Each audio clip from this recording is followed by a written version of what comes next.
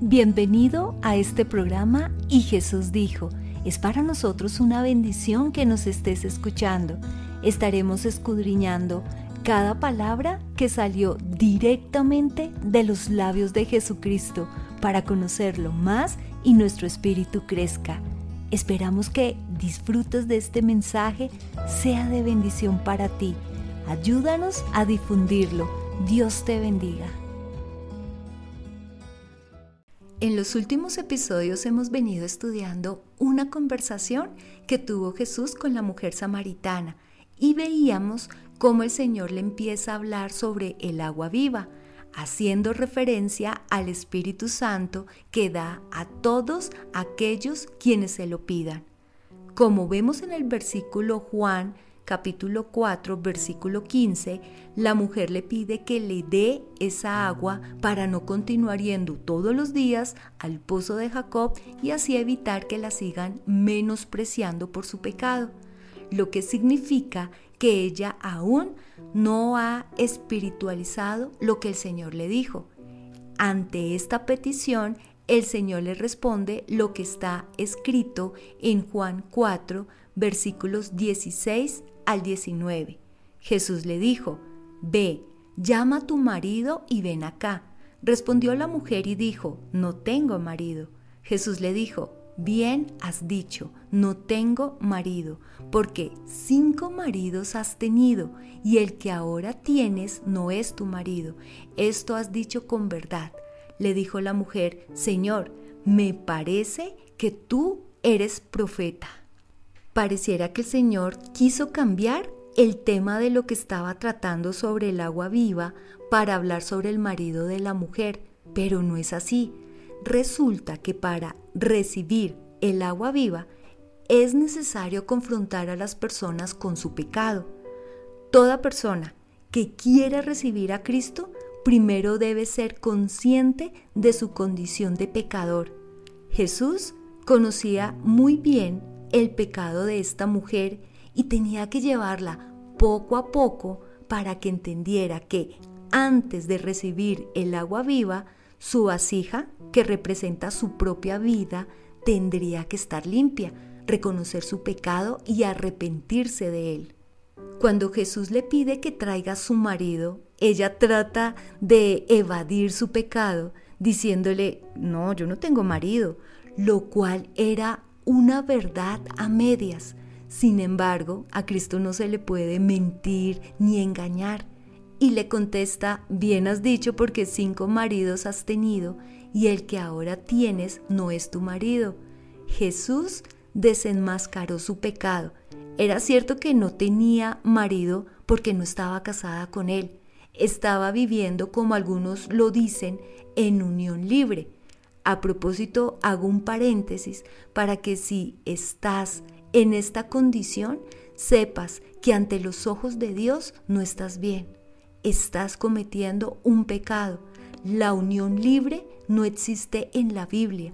Es mejor que te organices y te cases para que el Señor bendiga tu matrimonio, tu esposa, tu esposo e hijos. Cierro aquí el paréntesis y continúo con la enseñanza. El Señor, al hablarle de sus 5 maridos y del hombre con el que ahora vive, era para despertar en ella su conciencia. Cuando Jesús le dijo en estas pocas palabras lo que ha sido su vida, pronto se dio cuenta que no estaba hablando con un hombre común y corriente. Creyó que era un profeta. Recordemos que al comienzo lo veía como un judío sediento, pero cuando le reveló su pecado, piensa que es alguien de parte de Dios que le está hablando, aunque sigue sin verlo como a Dios mismo. Fíjate que la mujer no se enojó con él por mostrarle su pecado, por el contrario, lo aceptó. ¿Cuántas veces hemos escuchado de personas que van a las iglesias y preciso el pastor está predicando de su pecado y en lugar de reconocerlo, salen ofendidos por la palabra que escucharon y deciden no volver más, no admiten su pecado y menos sientan que deben alejarse de él?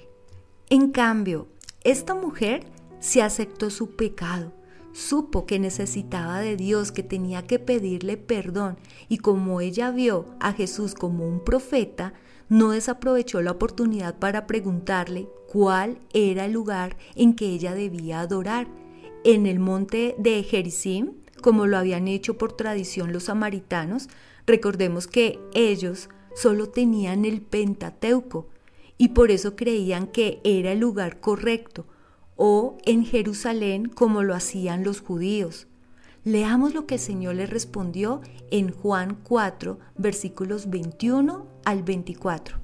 Jesús le dijo: Mujer, créeme, que la hora viene cuando ni en este monte ni en Jerusalén adoraréis al Padre.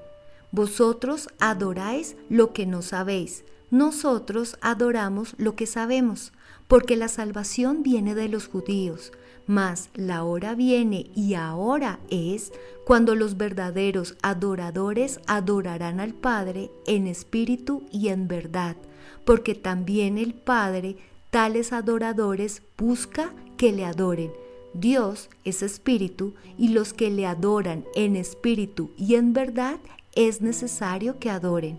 ¿Qué quiso decir el Señor Jesús con esto? Que en el futuro el lugar donde se adorara no iba a ser importante. Dios es omnipresente, se le puede adorar en cualquier lugar, porque Dios no se limita a un lugar en específico. Cuando Él dice, ni en este monte ni en Jerusalén adoraréis al Padre, efectivamente así sucedió. En el año 70 después de Cristo, el templo de Jerusalén fue destruido y los judíos esparcidos por todos los lugares del mundo, y desde en donde ellos estén, adoran al Señor. Pero mientras eso pasaba, en ese momento de la historia que Jesús habló con la samaritana, el Señor le hace saber que el lugar correcto no era donde los samaritanos adoraban. A ellos les hacía falta conocer el resto de las Escrituras, en donde se enseñaba que Dios había determinado y aprobado que la adoración fuera en Jerusalén. Hasta allí iban todos los judíos a ofrecer sus sacrificios y sus ofrendas. Después de la venida del Señor Jesús, las cosas cambiaron. Tenemos que entender que a Dios no solo se le adora en nuestra iglesia los domingos, sino en cualquier lugar en donde estemos, pero también debemos saber que para Dios es importante con qué corazón le adoramos. Los judíos pensaban que adoraban a Dios cumpliendo sus ceremonias, sus ritos, pero su adoración era externa y religiosa. Sus corazones estaban lejos de Dios. Cristo aquí nos enseña que los verdaderos adoradores adoran al Padre en espíritu y en verdad.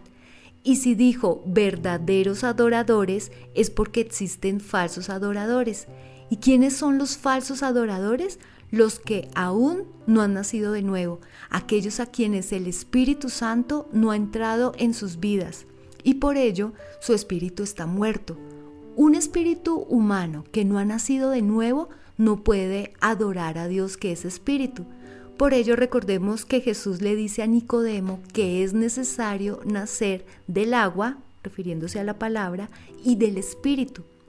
Cuando recibimos a Cristo en nuestro corazón, el Espíritu Santo le da vida a nuestro espíritu y por eso es que podemos adorar a Dios. Y cuando dice en verdad, se refiere que le adoramos con sinceridad, siendo coherentes. Lo que dice la palabra de Dios lo aplicamos a nuestras vidas. Pero vuelvo a recalcar, Dios no recibirá nuestra adoración cuando no hemos abandonado el pecado, cuando nos acercamos a Él sin tener un corazón contrito y humillado. Solo la adoración en espíritu y verdad es la que me lleva a rendir mi vida totalmente a Él. Si te diste cuenta, la palabra de Dios dice que el Padre tales adoradores busca que le adoren. Uno podría preguntarse, Señor, si todos los domingos en las iglesias del mundo los hermanos se reúnen a elevar cantos de adoración a Dios, ¿por qué buscarlos? Allí están. y qué tan lejos estamos de lo que significa adorar a Dios. Es cierto que cuando alabamos a Dios, lo estamos adorando, pero esto es tan solo una parte de lo que realmente es la adoración. ¿Cuántas veces lo que cantamos ni siquiera es lo que sentimos en el corazón o ni siquiera lo aplicamos a nuestras vidas? Como ejemplo, se me viene a la mente el fragmento de esta canción que dice: temprano yo te buscaré, de madrugada yo me acercaré a ti, mi alma te anhela y tiene sed. Y me pregunto, ¿será que todos los que cantamos en verdad anhelamos y buscamos la presencia de Dios en nuestras vidas todos los días y, como dice ahí, de madrugada? Querido oyente, la verdadera adoración es mucho más que un canto y más que postrarnos ante Él físicamente. La adoración es rendir totalmente nuestro espíritu, alma, cuerpo y nuestra voluntad a Él. Es darle al Señor el primer lugar de nuestras vidas, es rendirnos, doblegando nuestro corazón a Él. Vivimos para Él. Roguemos al Señor que seamos esos verdaderos adoradores que le adoran en espíritu y en verdad, y que, como lo dice el apóstol Pablo en Romanos 12, del 1 al 2, motivados por el profundo agradecimiento de la misericordia que Dios ha tenido hacia nosotros, entreguemos nuestras vidas a Él para servirle y para hacer todo lo que a Él le agrada, ya no viviendo como el mundo lo hace, al contrario, cambiando nuestra manera de ser y de pensar. De esta manera podremos saber que la voluntad de Dios es buena, agradable y perfecta. Hemos llegado al final de este episodio. Que el Señor nos ayude día a día a seguir creciendo en su palabra, en su amor y en obediencia. La bendición del Padre, del Hijo y del Espíritu Santo esté con ustedes y con sus hermosas familias. Recuerda, si Dios está contigo, eso es suficiente. Bendiciones.